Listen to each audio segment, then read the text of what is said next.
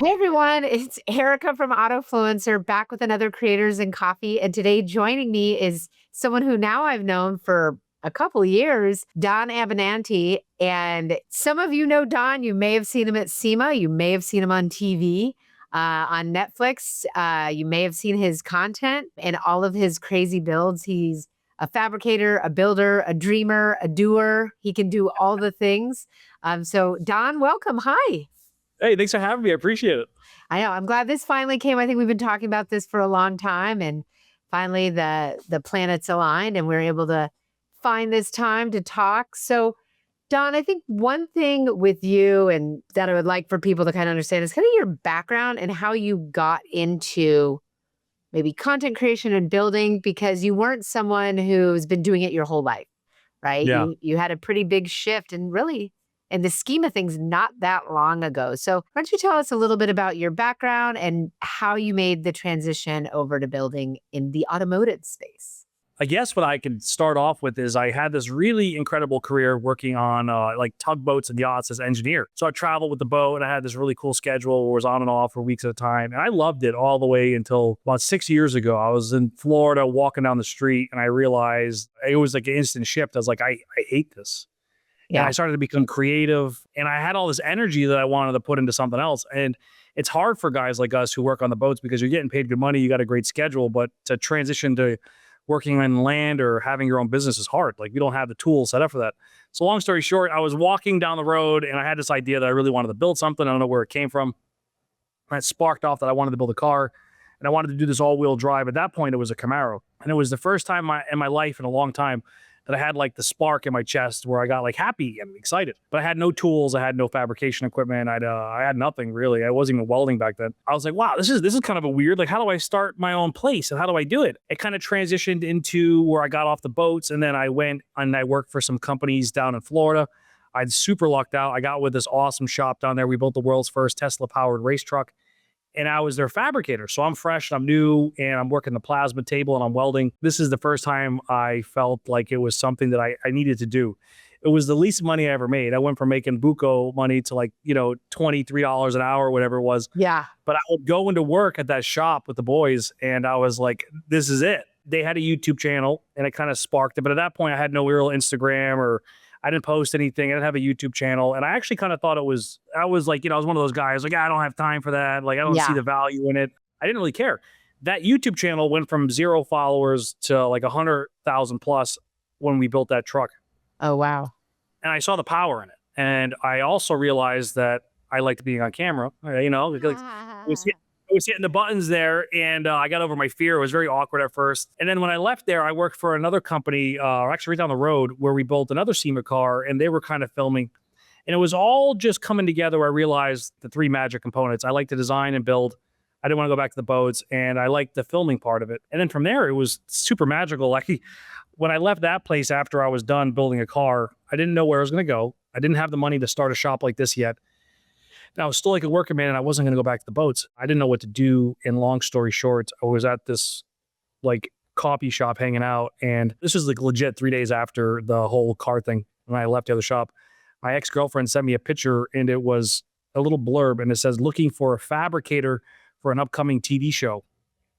And she's like, you should apply. And I'm like, dude, what is a TV show going to want with a 5'7" Italian guy with crazy hair? She's like, shut up. I seen what you've been doing. At this point, I'm starting to get smooth, right? It's a couple of years in. Yeah. The welds are getting better. I'm designing really off the wall stuff. Like I'm kind of getting in the pocket, but still new. I applied, nothing happened. And then the next day I called them up with like, the idea of just checking in. And when I checked in, someone's like, who are you? I'm like, oh, I'm Don. I'm the guy who applied for the TV show. I'm your guy, and it was so funny because I had nothing to lose. So I didn't have a front going on. I told them my life. I'm like, I'm looking for love in all the wrong places. I'm down in Florida trying to start my own shop. At this point, the ideas were flowing and I could create anything. I got really big into 2 and 3D design. What I had going for me is I didn't have a background in like race cars. So like I would just think of weird stuff and do it. Which is sometimes the best thing, right? Because you don't have kind of those preconceived notions of what can and can't be done. Yes. And then I was really like, so my whole life, I've always been into cars. I've had a bunch of fast cars and I had the Chevelle. So I knew a lot about geometry and all this. But at this point, I'm really getting into like creating things from scratch and all this stuff. So it all kind of compounded. And then I went into it. She's like, what can you create? I'm like, I can create anything with enough coffee in me, right? Whatever I was saying, I told her everything, the good, the bad about my life. And then she's like, listen, I really like you. I'm going to represent you and put you forward to Netflix. Yeah. I was like, cool, let's do it. So a couple of weeks go by, we have our meeting, and I had the ability to be brutally honest with them as well. I was just like, hey guys, I'm here. I really want to do this thing. And we talked about what I could create, what I couldn't do. They got a feel for it. And then they asked me the most important question, which I didn't realize how important it was. They're like, do you want to be famous? And I said, I don't give an F about being famous. I just really want to create, and I want to put the power back so I don't have to go work for somebody else. I told them about the boats. I told them about the shops that I worked with and like kind of the issues I was having. Yeah, I was like, I really want to do this for myself. And I really want to get good. And like, what do you mean you want to get good? I really want to study everything. I want to be able to CNC machine. I want to do this. I want to be able to build these wacky contraptions under my own roof. And I told them about the projects and the cars that I wanted to build. They asked me again about like being famous and what it would do. I'm like, I really don't care. Like, I just want to get out there and start hammering down. And all the lights went like this, boof, boof, boof. And they all came on. I could see their faces. And they're like, Donnie boy, you got the job. Come on down to California, seeing them up. And boom. So then I practiced. I got kind of jacked up a month or two before I had to get out there. We can still watch the it's still on Netflix, right? Yo, yeah. It's still on there. It was Resurrected Rides for Netflix. And it was awesome. It was weird. It was quirky. I went out there and it wasn't race car stuff. It was like I created a linear actuator hammock off the front of a van for this girl who was struggling, and it all worked. And I programmed a dashboard to flip. I did like this console. It was all animatronics and weird, wacky stuff that really scratched the itch for me, like me with my fabrication and skills. Again, it was another moment where I was like, this is where I got to be, you know, somewhere in this creative space where I'm building and designing. I gave that show like 160%. So after the 4 months of filming, I came back home to Rhode Island and I was cooked. I was like, I'm going to take a couple weeks off. But one thing I picked up from that show was there was this girl, Lacey, out there, Lacey Blair, and she was this sweet influencer woman, and she was already in the pocket of like doing it. She's already huge. And she was like, Don, when you get home, you got to like start filming yourself. Man, you know, I always have reservations about it. It's like an ego thing. Like, who wants to watch me, right? She's like, no, people are really going to enjoy it. You're weird. And even the producer was like, when you get home, like, you got to start learning about camera stuff. And they kind of would tell me where to go and what to get and like start filming it. So long story short, after the TV show, I came here to this place. It was empty. I started renting it out. What year? This was 3 years ago.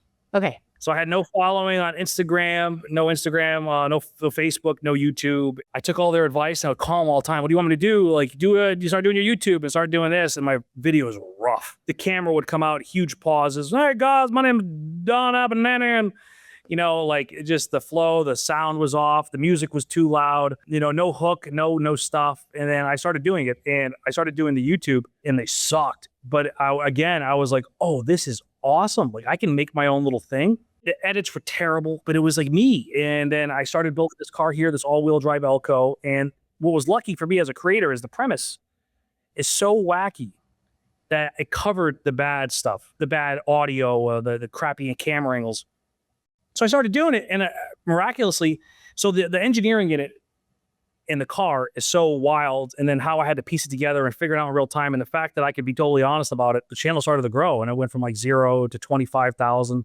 I didn't think anything of it. I started doing Instagram, and then at that point, I'm kind of diving into like, how do I do the YouTube, which is a totally different atmosphere, and then how do I also do the Instagram and Facebook, which is a totally different hook and kind of layout. So I started going through there. I had tons of lulls. I had times where nothing got views, moments where I've wanted to quit, like, because I just wanted to build, right?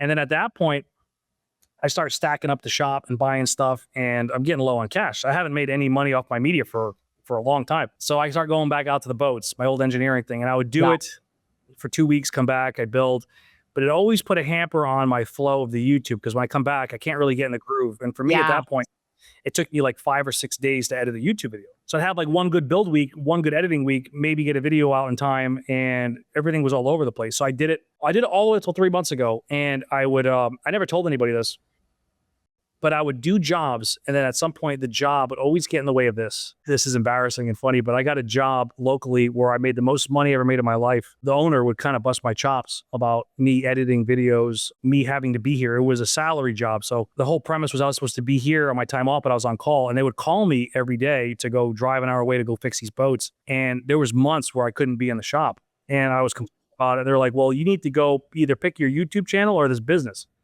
You know, we love you, but it's either one or the other. And I quit. I felt ridiculous because I would tell my friends and family, and they're like, "You passed up how much money to go do a YouTube channel?" And I'm like, "Yeah." And then, It's what you love. yeah, I started to get in my feels about it because then I would get another boat job. I went down to Texas. They wanted me for 3 weeks at a time. And then again, it was always interfering with this. And then finally I got a job in New York. It's the universe's way of testing me. Yeah. It was almost double the other job, money-wise. My life set. I could have just worked and I could have done it. And I had this nagging thing where I had to be in here. And I had the cargo down. So I'd go to SEMA and I would do these projects and meet people. Like last year, I built the world's first Coyote powered Chevelle and I drove it to Vegas. And then I had all these people like, we can't wait to get on board with the El Camino. And, things are starting to happen in this space, but still no money, not money yet. I had to make a decision again to either put it all in with my YouTube and the build, which is this right here. I don't know if you can see it. This is my baby. That's the motor for it right there. So I had about 3 months ago, I hit a wall and I got really depressed and I'm on the boat.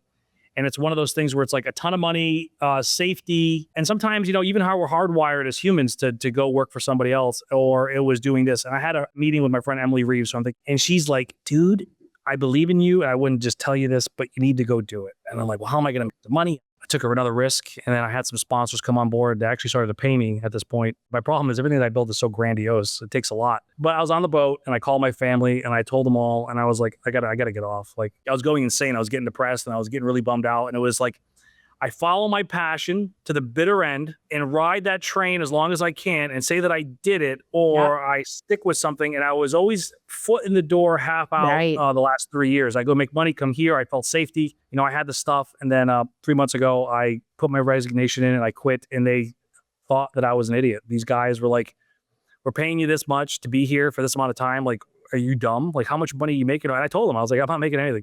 I make like $200 or $300 a YouTube video, a couple hundred bucks on Facebook. I took my savings, called my sponsors, and I've been running off my savings till here. And just lately I scored, I can't talk about them yet. I just scored some big sponsors that are actually paying me for the El Camino. It wasn't until like 3 weeks ago, I got a total of 6.5 million views total with everything that I started seeing like paychecks arrive from Meta and Instagram and TikTok.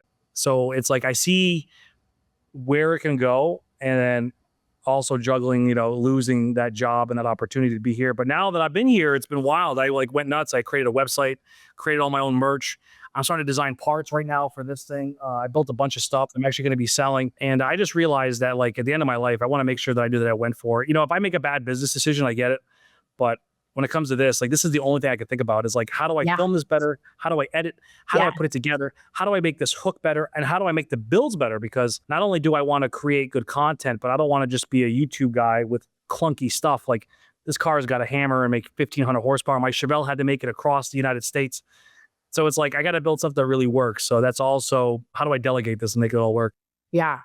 Well, and I think that's such a great story too, Don, of just the reality of content creation, right? I mean, people probably thought, oh, he was on a show, he probably made a ton of money, it doesn't ever have to work, and that's not really the reality. And to your point, only until literally in the last 3 weeks were you actually getting paid, because in our industry, and we see this all the time, I think there is, I hear it with both the brands and the creators where they'll be like, oh yeah, like I only get paid in product. Or the brands will be like, well, I get this all the time. And I've said this so many times on this, but we're kind of different from everybody else.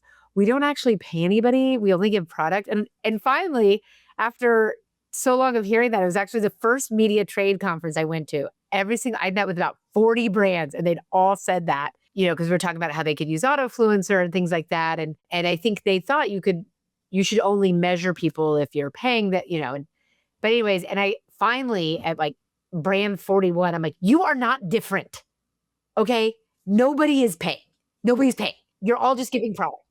So there's even amongst the brands, they think like, oh, those guys must pay. And I think they take it as that's why we don't have to. All these people, they're getting paid by someone. And so we'll be the exception to that rule. And then finally I had to be like, you are not the exception to the rule. You are the rule. Nobody is paying. There's maybe a handful I can think of off the top of my head out of the now hundreds of manufacturers I have met that will actually give cash money to support someone on a build, to support someone on racing, to support someone on anything. And I think a lot of them all think somebody else is doing it. Yeah. right? Like, and so they kind of take it. And at some point, you can only give so many clutches. You can only give so many of the thing. And to get quality content and to continue to get those partnerships, I do think at some point there needs to be a monetary exchange, right? Like you Yeah. guys are, and in a lot of ways, as creators, with some of the content you're building, I mean, you are functioning as a full production agency for some of these brands. I mean, getting high quality content that even their team can barely do. Yeah, I've been learning. So it's so funny because it happened so quick. So when I got into SEMA the year after the show, nothing really sparked up. It wasn't until I started really building the El Camino. And what I learned about this whole thing is having a wild premise and actually executing it are two different things and moving forward. And that's how it builds trust, right? So like, I'll tell you how the journey kind of went. I would talk to a lot of the people on the get when I was a nobody, when I had like no followers, when I Right. had like 10,000 here, 5,000 here. And what I had going for me was I really knew the technology and I understood the stuff. And I understood the premise. So when I would pitch the all-wheel drive El Camino, I would sit there and explain to somebody who I didn't even know was going to be a future sponsor about how the all-wheel drive stuff was going to work. And that's how I landed Haltech. I was talking to one of the guys. I'm like, oh, I'm going to be using this, doing that, designing this, putting that together. And then like that would open the door to like a Haltech thing. And then as I went forward, people I think realized with me that I was actually doing it. I wasn't here all the time building. I wasn't making memes. I don't want to. You're delivering and you're doing what you said you're going to do. I don't want to say anything bad, but like I wasn't creating just content for the hell of it. I was doing build stuff. So like as I started to build the steam of getting parts, I had a magical thing happen where I realized that I actually had to prove where I was. And it was kind of like, it was an experiment where I was like, I'm going to do something really wild. I'm going to go through with it. And then I built a Chevelle with my first car I owned. I put a Coyote in it and I drove it from here all the way across the country to SEMA last year. And then that was the moment that the doors opened because one of my old mentors told me that you can talk about it, Right. but nobody gives a crap until you do it, right? So what you see online, there's a lot of people saying, I'm going to build this thing.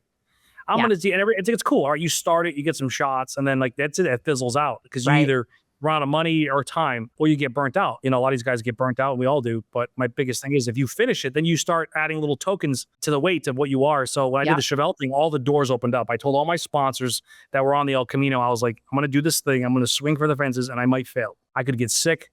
I could run out of money. And that was another time that I quit another job to make that happen for 2.5 months. I quit another boat job to build it, but we did it. We finished it in 2.5 months. I drove from Rhode Island, 2,700 miles to Vegas. We drove it under its own power. Had the world's first Coyote in it, and then the car was a mess on the outside, but inside engineering was dope. And that's when all the sponsors, you can see them go, like all the keys were getting unlocked, and people realized I wasn't just talking about it. So this year, coming from that, when I call my sponsors, I'm like, hey, I'm gonna go get this El Camino like fired up the next few months. They're like, what do you need? Like, we got you.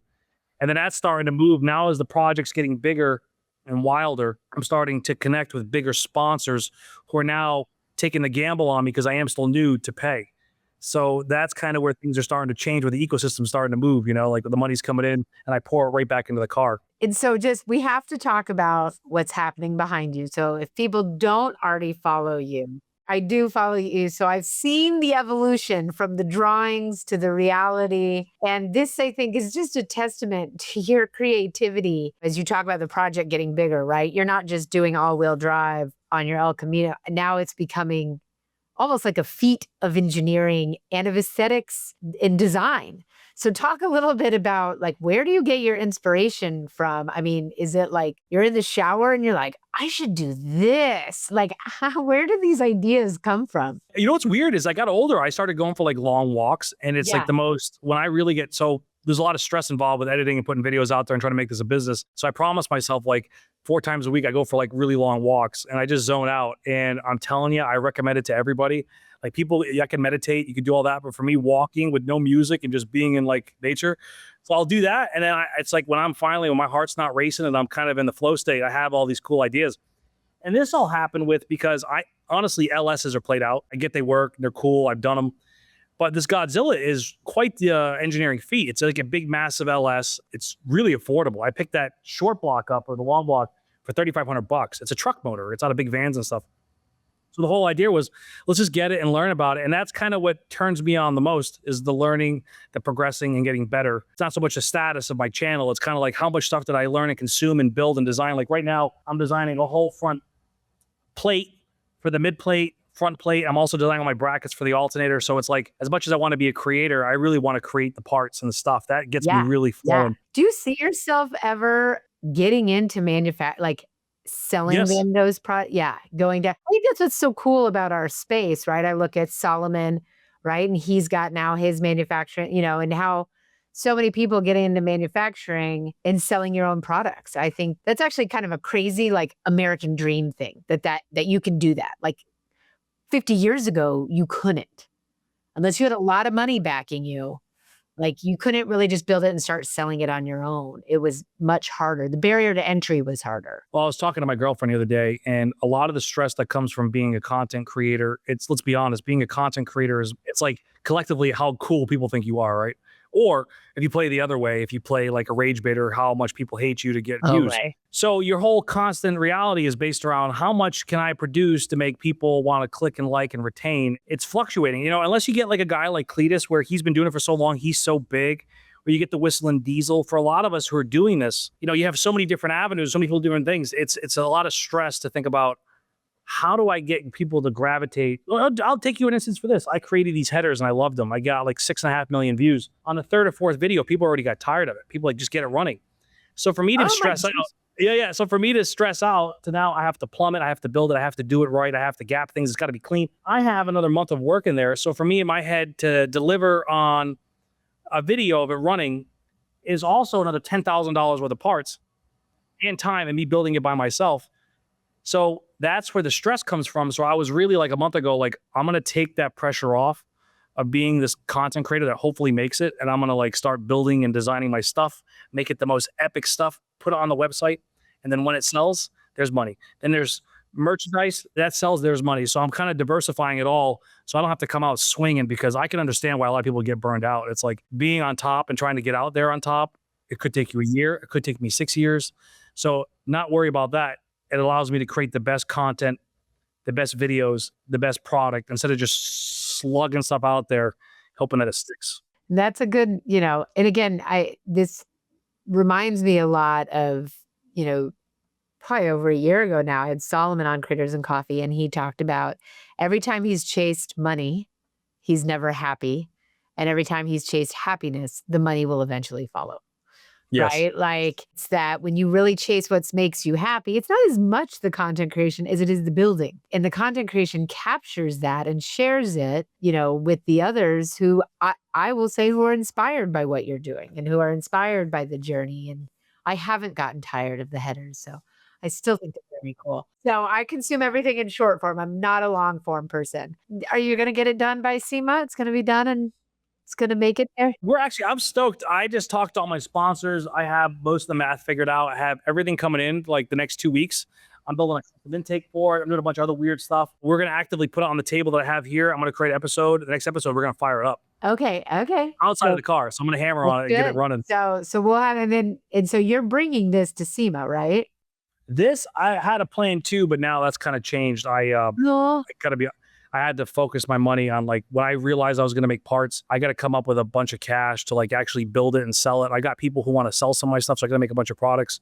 So I kind of took the pressure off me trying to be a cool guy at SEMA again, and to be really trying to make sure that I got my business kind of in order. Right. So I got to I want to see it though. That's would be my only chance to see it would be at SEMA. Okay. Well, we'll have to talk after the fact around that plan. As you're thinking about your journey, right? And what you've been through and as your build and if you had to kind of, or your builds or your experience, and you had to sum it up in advice to other content creators that are maybe where you were 3 months ago, trying to decide between options of they're unhappy here, they're kind of at this teetering spot on this side, or they're feeling bad because they did have to go back and get a job and they couldn't do it full time.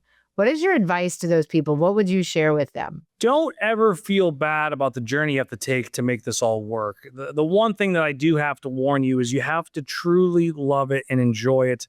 And at the fundamentals, you have to not care about being famous or being somebody of status. I've actually met a couple of those people, and it's not nice. It's not fun. That doesn't last. I don't think it's ever going to last for them. At your core, whatever you're doing content creation about, you have to truly enjoy that thing. So like for me, if the cameras were removed and my YouTube failed and Instagram bombed because I just couldn't figure out how to edit, I would still be in here building and designing. Would the process look different? Would I have to go on a boat? Maybe. I don't know. I'm God willing. I hope I can make this all work. But at the core of what I'm doing, I truly just like to design, fabricate, push myself. Like right now I'm in talks with getting a CNC machine. Like it fires me up to work on that thing for a month, pulling my hair out, figuring it all out, designing so I can make my own product for the videos. So what I recommend to you is find out at your core what you truly enjoy doing about this creative space. Is it drifting that got you into it? Stick with why that passion got you there. Whatever the thing is, stop. Don't even worry about the fame, because let's be honest, like what we're doing is this the hardest way to get out there and up there. You know, it's the longest struggle bus you're ever going to have. So at the core, you have to truly love whatever that thing is and be original to yourself. If you think that you're strange because of something and you hide it, or you get rid of that character defect or whatever it is, don't try to play somebody else. What I'm trying to say is be who you truly are at your core. Don't worry if people will love it, because you will feel better. Like this is something that I learned when I first did my videos. I felt, you'll see it maybe like back like 5 years ago on the YouTube, I was around characters who felt like they had to be tough and strong. So I'm Don and we're going to do this. I didn't realize that I'm just a sensitive, loving, artistic, weird dude. And now I play into it. You know, some videos that really work. Some videos might turn a normal guy off in Minnesota. But at my core, I'm being me. And every time you do that, it feels good because you're being yourself. So when you go into this, don't hop on trends. Don't just do oddball stuff because you feel like it's going to work. Do the oddball stuff that you truly love, and you will never go wrong. It might flop. But what I've noticed in the content creator space is people feel like they have to throw up so much stuff to get seen. And it's all just, you can tell it's not them. Right. They're running through the paces to try to make this whole thing work, to put another cog in the puzzle. Slow it down and do the shit that you truly love. Own it, have fun with it, and you will find and carve your space out. You know, I realize it about myself. I want my stuff, I like to make cinematic stuff.